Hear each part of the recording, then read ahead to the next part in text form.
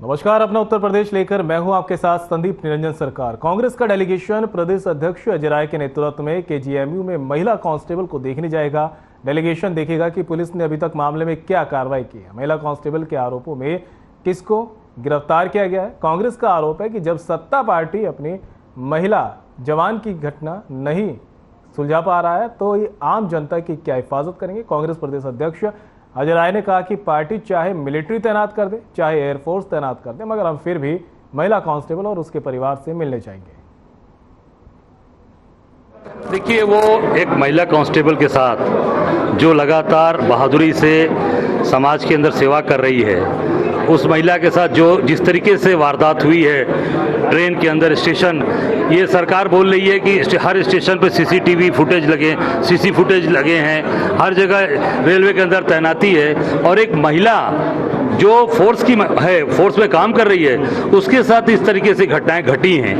उसके पूरे शरीर पे दाग लगे हैं, उसको जिस तरीके से उसके साथ पूरा मतलब उसके शरीर को काटा गया है, वो ट्रॉमा सेंटर में एडमिट है। आज हम सब कांग्रेस का एक डेलीगेशन मेरे नेतृत्व में वहाँ जाने की तैयारी है कि हम लोग वहाँ जाकर उस बिटिया का हालचाल लेंगे और उसमें क्या पुलिस ने कार्रवाई की, क्या पुलिस ने अभी तक किसको गिरफ्तार किया, वो सारी जानकारी प्राप्त करेंगे।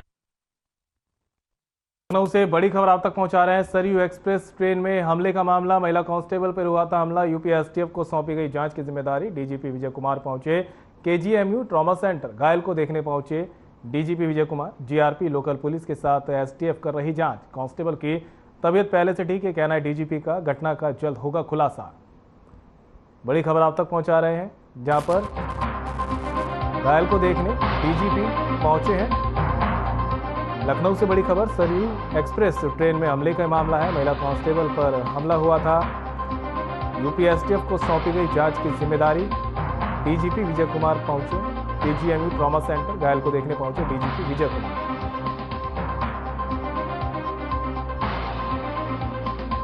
तस्वीरें आप देख सकते हैं, सरयू एक्सप्रेस ट्रेन में हमले का मामला था, जहां पर मिलने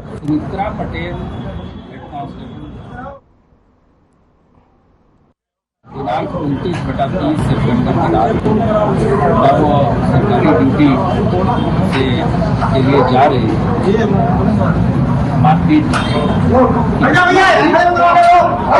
जैसी घटना की सूचना मिली, 10 पुलिस कर्मियों ने और वरिष्ठ अधिकारियों ने मौके पर निरीक्षण किया। उस समय हेड कांस्टेबल की स्थिति थी, वो सीरियस थी। वहाँ प्रारंभिक इलाज के बाद से केजीएमयू में शिफ्ट किया गया। अब वो उसकी मेडिकल स्थिति अच्छी है और लगातार इम्प्रूवमेंट हो रहा है, और जैसे ही वो बोलने की स्थिति में आएंगे तो हम लोग उससे बातचीत करेंगे। इसके अतिरिक्त जो वहाँ फॉरेंसिक एविडेंसेस मिले हैं उसको एकत्र किया गया है, उसका परीक्षण भी कराया जा रहा है। अभी तक के विवेचना से किसी तरह के सेक्सुअल ऑफेंस या असॉल्ट कोई एविडेंस अभी तक नहीं मिले हैं, लेकिन हर एक पहलुओं पर और इसके अतिरिक्त माननीय उच्च न्यायालय के निर्देश प्राप्त हुए हैं और उनका सभी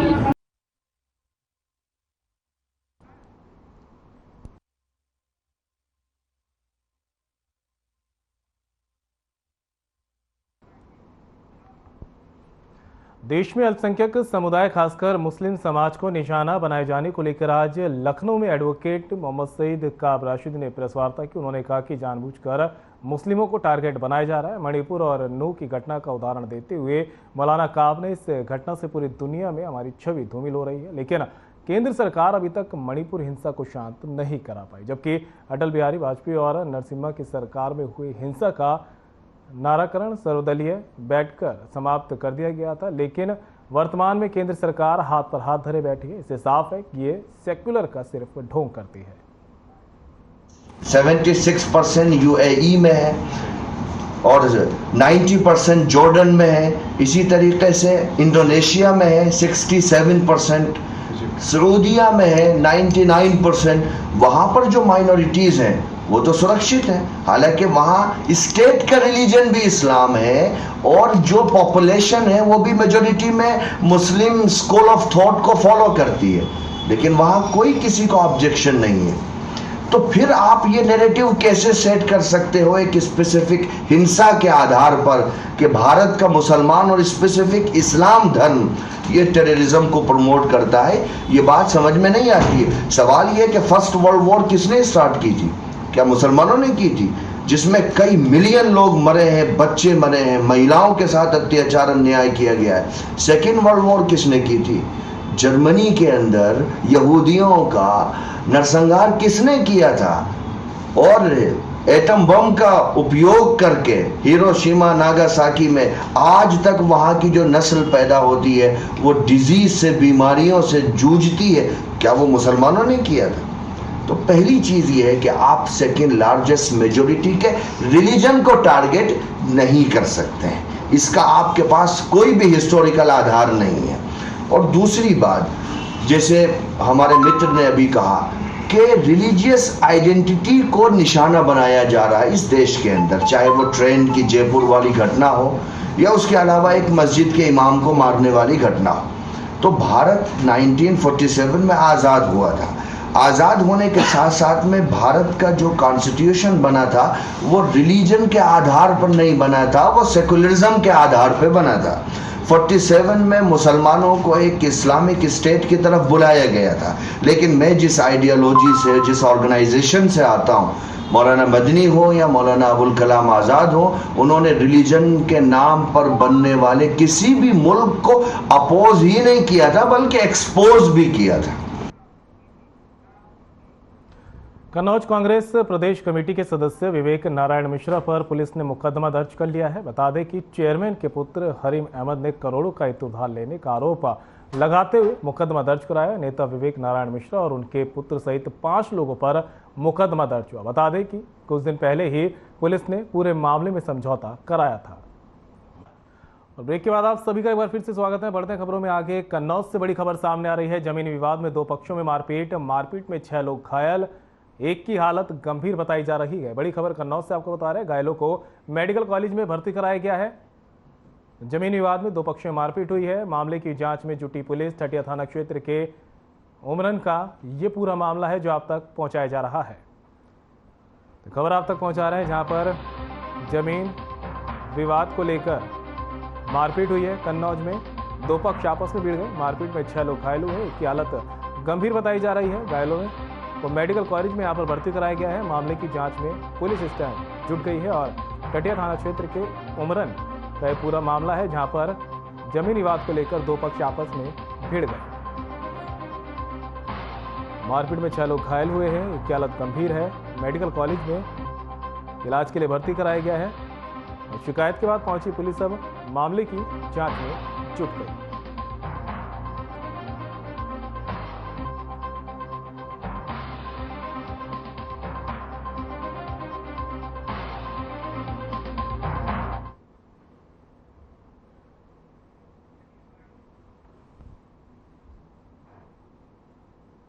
पिताजी अंडे की दुकान पर बैठे थे, ये कुछ लोग आए मारने लगे जबरदस्ती। जब बचाने गए तो हम लोग कितने लोग आपकी तरफ से घायल हैं? 3 लोग। वो खेत का मेरा विवाद था। हाँ। और ठटिया थाने पुलिस थी, राजस्व विभाग के लोग थे और पुलिस वहाँ मेरे औसेल थी और उन्होंने कब्जा दिलाया। पर वो मेरे बच्ची राम रतन ने कब्जा मेरा उखाड़ के तोड़ दिया। जब मैंने कहा तब मुझे बहुत मारा हम लोगों ने, मेरे भाई को और हमको।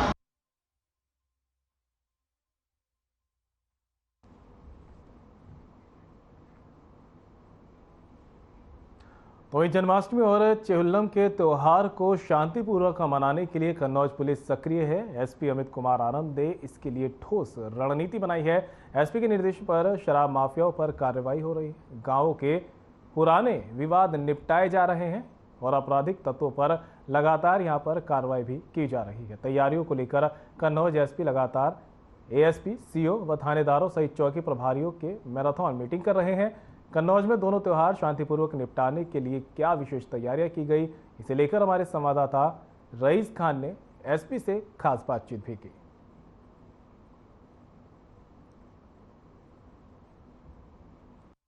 आगामी चेहुल्लम व जन्माष्टमी को लेकर विशेष इंतजाम किए जा रहे हैं। सुरक्षा व्यवस्था की अगर बात की जाए तो पुलिस अधीक्षक द्वारा थानेदारों की बैठक लेकर उन्हें कड़े फरमान जारी किए गए हैं और सुरक्षा के बेहतर इंतजाम किए गए। इस समय हम पुलिस अधीक्षक अमित कुमार आनंद जी के पास मौजूद है। आइए हम बात करेंगे कि पर्वों को लेकर क्या तैयारी की गई। सर, पर्वों को लेकर क्या तैयारी की गई?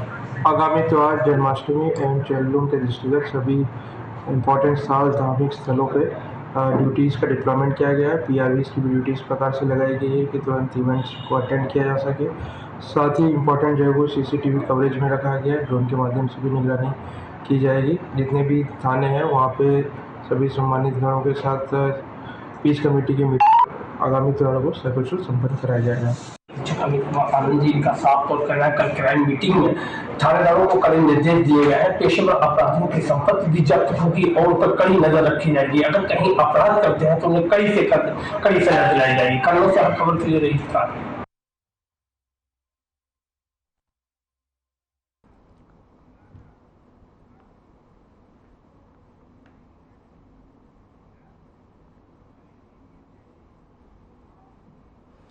कानपुर से बड़ी खबर सामने आ रही है। सिक्योरिटी गार्ड की हत्या का खुलासा यहां पर हुआ है। 2 दिन पहले नौबस्ता में हुई थी गार्ड की हत्या।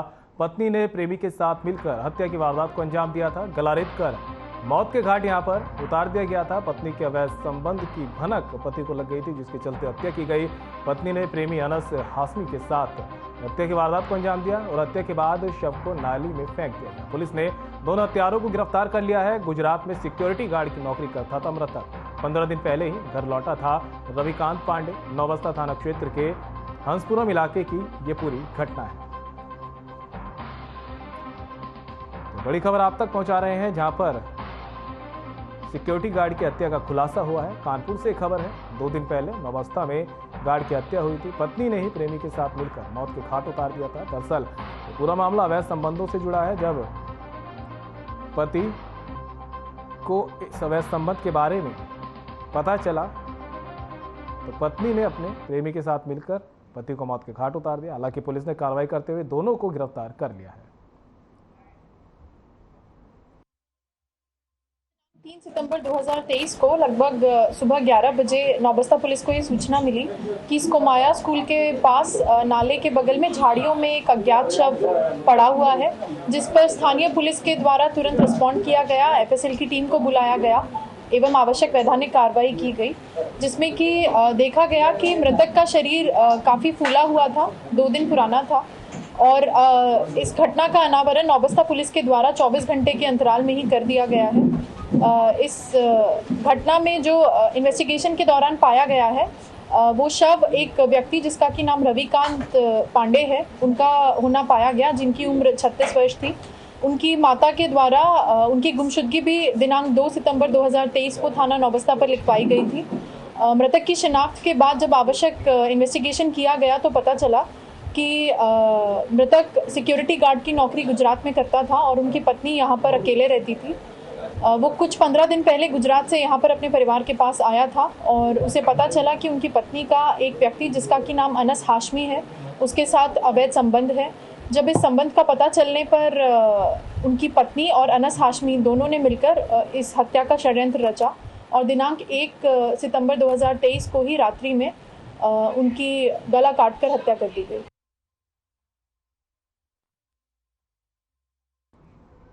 गोविंदनगर स्थित बीएसए कार्यालय में पुरानी पेंशन बहाली और 18 सूत्रीय मांगों को लेकर धरना प्रदर्शन किया गया है।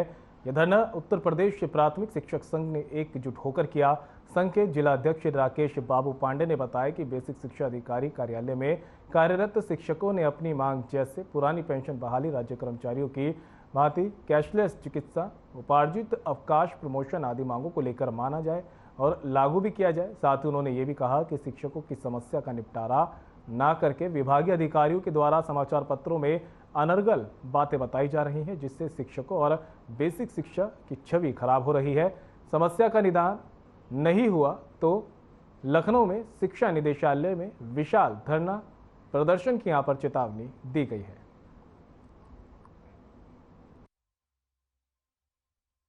मैं राजकुमार प्राथमिक शिक्षक संघ कानपुर का हमारी 18 सूत्री मांगे हैं, जिनके आधार पर शासन द्वारा न मानने के कारण हम लोग आज धरना, यदि हमारी 15 दिन में नहीं मांगी गई तो हम लोग निषादगंज में डायरेक्टरेट ऑफिस के सामने धरना प्रदर्शन करेंगे। ये तय है। हमारी जो मांगे हैं वो जायज़ हैं। हम किसी भी तरह की अनऑथराइज मांग नहीं मांगे। पुरानी पेंशन बहाली हमारी एकमात्र एक सूत्री मतलब प्रथम नंबर पर मांग है, और ये मांग इसलिए है कि बुढ़ापे का सहारा पुरानी पेंशन ही है। नई पेंशन, हालांकि सरकार पे दबाव पड़ रहा, वो कुछ इधर उधर की गोल मोल बात कर रहे हैं, लेकिन स्पष्ट रूप से वो पुरानी पेंशन के लिए हाँ नहीं कर रहे हैं। जब तक हामी नहीं भरी जाएगी तब तक हमारा ये अनवरत संघर्ष जारी है। तो वहीं लखनऊ में अखिल भारतीय संत समिति की राष्ट्रीय कार्यकारिणी की बैठक हुई, जिसमें कई अहम फैसले यहां पर लिए गए हैं। धार्मिक फैसले यहां पर लिए गए। आपको बता दें कि बैठक का उद्घाटन अखिल भारतीय संत समिति के मुख्य निदेशक निर्मल, पंचायती अखाड़ा के श्री महंत ज्ञानदेव सिंह, सतपंथाचार्य ज्ञानेश्वर देवाचार्य, महामंडलेश्वर स्वामी हरिहरानंद जी सरस्वती एवं अखिल भारतीय संत समिति कि राष्ट्रीय महामंत्री स्वामी जितेंद्रानंद सरस्वती ने किया। वहीं अखिल भारतीय संत समिति के राष्ट्रीय महामंत्री स्वामी जितेंद्रानंद सरस्वती ने प्रेस को संबोधित करते हुए कहा कि 2 नवंबर को देश भर के 600 महामंडलेश्वर गंगा मां के दर्शन के उपरांत रानी अहिल्याबाई होलकर एवं पूज्य शंकराचार्य जी की प्रतिमा पर माल्यार्पण करने के बाद सभी संत काशी विश्वनाथ मंदिर परिसर में महारुद्राभिषेक करेंगे। रुद्राभिषेक में 3 संकल्प लिए जाएंगे, जिसमें प्रथम संकल्प राम जन्मभूमि आंदोलन के संघर्ष के बलिदानों की मुक्ति हो, दूसरा राष्ट्र की एकता और अखंडता को अक्षुण्ण हो, तीसरा सनातन धर्म के लिए सापेक्ष जो भी सत्ता हो उसकी सत्ता में पुनर्वापसी हो।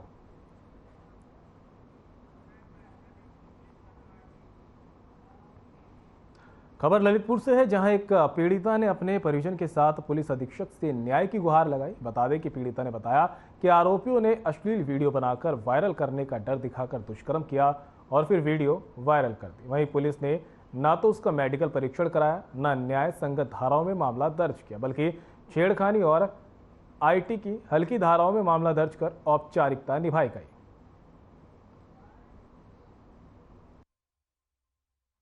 हम ललितपुर आए हैं और जो हमारे साथ हुआ है मेरी बच्ची के साथ, उसके लिए आए हम। क्या घटना हुई बच्ची के साथ में? बच्ची को बहला फसला कर उसने और वीडियो वायरल कर दी, असली वीडियो, और थाना नाहट में रिपोर्ट दी तो वहाँ कुछ नहीं हुआ। तो यहाँ हम आए हैं कार्रवाई की, एसपी साहब के पास आए। पूरा मामला इसने मेरे साथ गलत व्यवहार किया और यह मुझे ब्लैकमेल करता रहा और इसने मुझसे वीडियो कॉलिंग करवा के इसने मेरी फ़ोटो स्क्रीनशॉट ले ली और वो वायरल कर दी। और मैं जहाँ बुलाता रहा मैं गई और नहीं गई तो उसने मेरी फ़ोटो वायरल कर दी। लगभग कितनी बार आपके साथ में गलत काम किया इसने? 1-2 बार। 2 बार किया। कहाँ ले जाता था वो? एक है वहीं गांव में, वहीं बेड़े के पास में। कौन है जी आदमी? उसका नाम? उसका नाम बलराम है। कहाँ का है? ककरुआ। क्या चाहती हैं आप? मैं चाहती हूँ उसको कड़वी से कड़वी सजा दी जाए। मैं उससे बहुत परेशान हूँ। कितने में पढ़ती हैं आप? 12 में, इस साल 11 हुई है।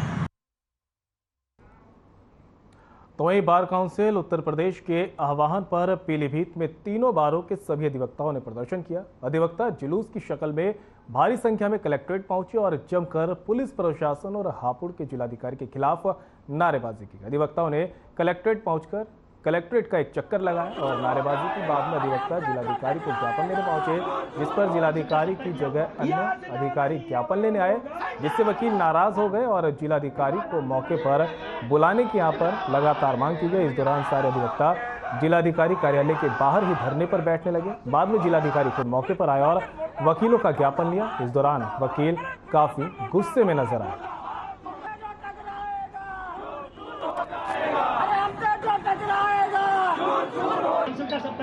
यातना नहीं आवरण होगा।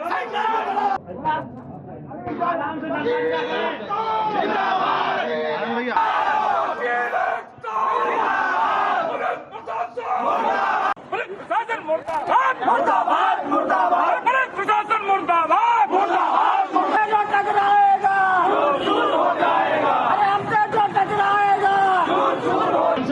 किया हुआ है। यातना नहीं आवरण हो। फिलहाल वक्त तो चला एक छोटे से ब्रेक का, कहीं मत जाइएगा, जल्द होंगे हाजिर।